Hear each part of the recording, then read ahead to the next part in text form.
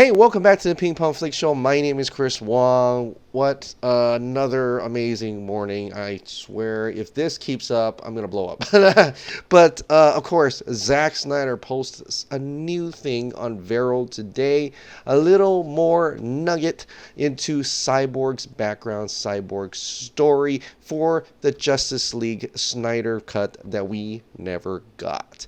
Of course, this is eerily it kind of reminds you of the Ascendant, was it Ascendant Agent, or wherever that person who leaked out that visual of Cyborg doing the hologram thing and creating that little story, and it zooms in as he's walking with his jersey through what appears to be a Nazi camp. And of course, you see that a little bit in the trailer where you see him walking towards the screen. It's visually interesting. We'll probably even also had some football scenes in there as well, not sure, but all that is gone. That is totally cut out of the movie. There was behind the scenes showing him talking to Zack Snyder in that little encampment, and so we're left to wonder, what was that about? Why is Ray Fisher, why is Victor Stone walking through a Nazi encampment in modern day? Like, what is up with that? And so Zack Snyder came out today. He put down his storyboards of that piece, of that visual scene, and it goes look like this. Okay, so I'm gonna put it here. You can see it and check it out. But the scene pretty much, it kind of looks like it goes as his. They're talking about the mother boxes, right? This is the part where the whole team, they're in the Bat Cave talking about it, and he shows a visual. He does a hologram, and it zooms in, and he's in his jacket, the Gotham jacket, and they're going through this what appears the Nazi camps, and they're putting in things. The Nazis are putting artifacts away and what appears to be the mother box there. Then it kind of looks like it kind of cuts to how he gets made when he's on the wall back in Batman v Superman, and how the mother box affected him and turned him to Cyborg and as he is now.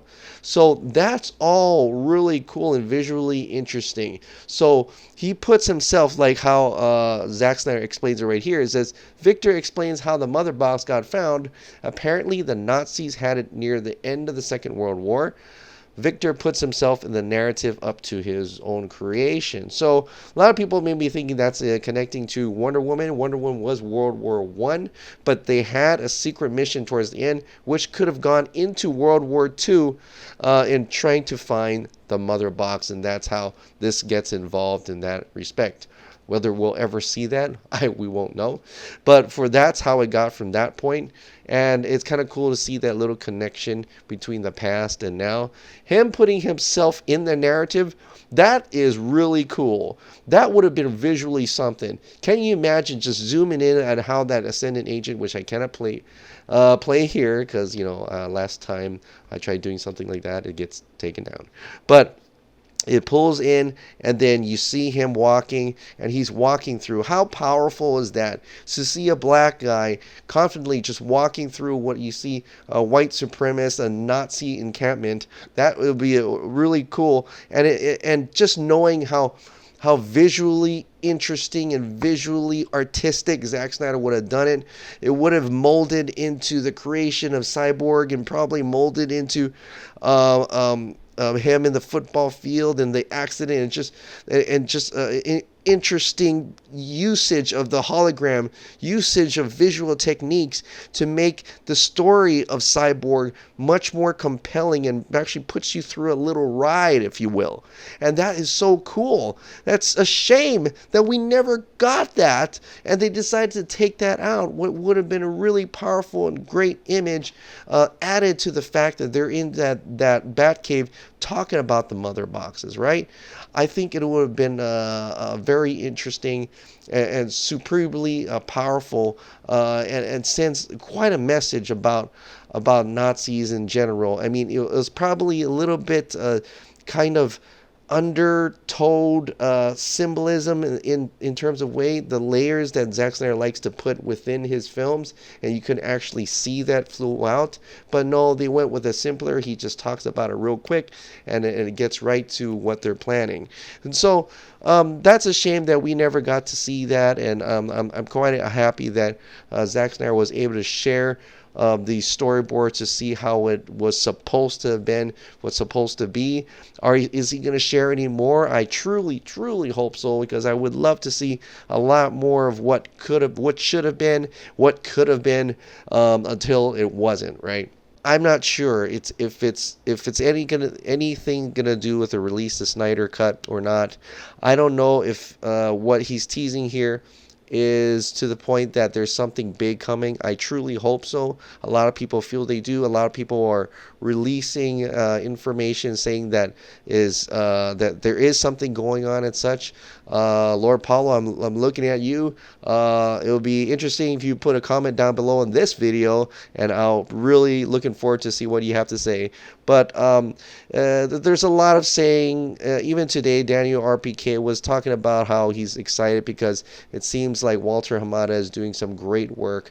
So that is another indication that even though we don't hear of it, his presence seems to be there in terms of Walter Hamada actually affecting the DC Extended Universe.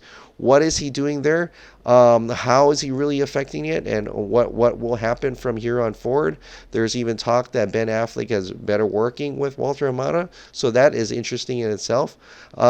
Today, Geoff Johns was excitedly tweeting about the DCEU, Doom Patrol, and Titans, and I believe, just looking at that, I think he's happier there. He's more involved with the DCU, which is the streaming service for the DC, their own universe, if you will, and they've got Cyborg on that universe as too. So I can see that being like he's not totally involved with the DCEU, and it was reported before that he's down more into an advisory role. I think his baby is now DCU. This is where he can create, he can do creative things with it. He can promote his hope and optimism, and I think he's happily over there on the small screen without having to, being the pioneer of that, being the overall creator of that with Greg Berlanti and everybody, and able to work his own type of comic book magic over there on the DCU, while leaving film directors who are very strong in their visions.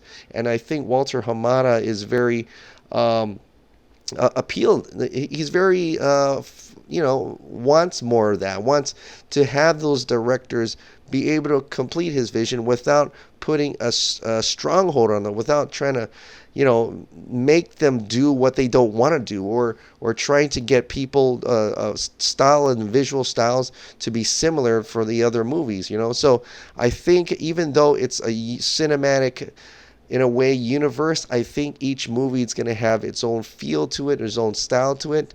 Maybe the only things that are the same are the characters that play them, or the actors and actors who plays those characters.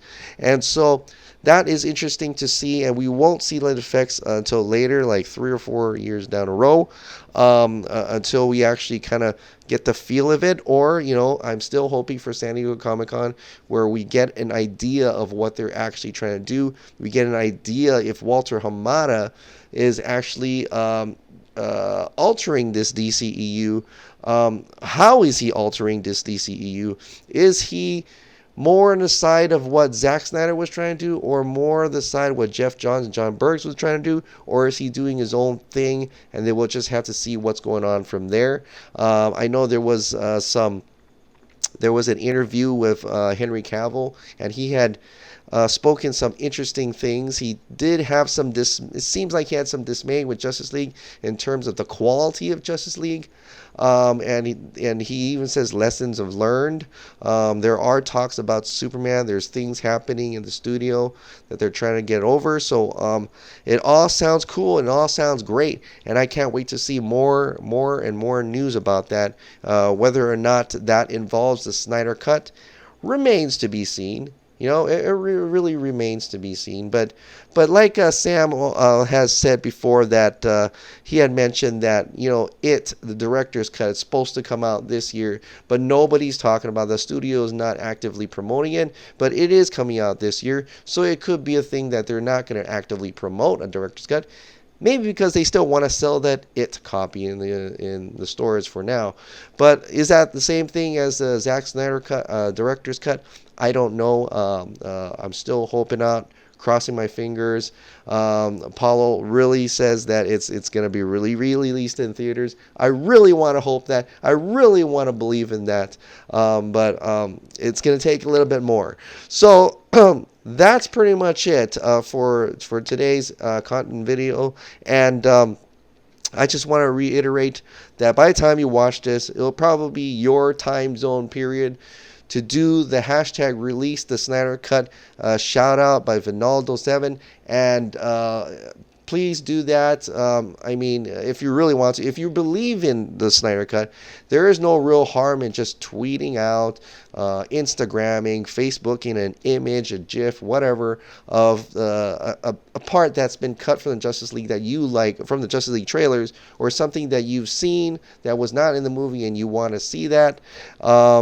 Just do it. I mean, it's just an easy way to let off some steam all together, make some noise, and hopefully maybe Warner Brothers listening. Even if they're not, at least we can all just kind of see each other and celebrate Zack Snyder's work and hope for the best, and then kind of just, in a way, put a little bit more meaning and oomph to the Snyder Cut, and it's just a good thing. I think it's just a good thing to do, and I'm prepared to do it. It's on before my flight out. I'll probably tweet out something and a couple other nuggets. It's easy to find. I mean, really, you go Justice League GIF, and you see a lot of those GIFs are not in the movie at all. Not in the movie at all.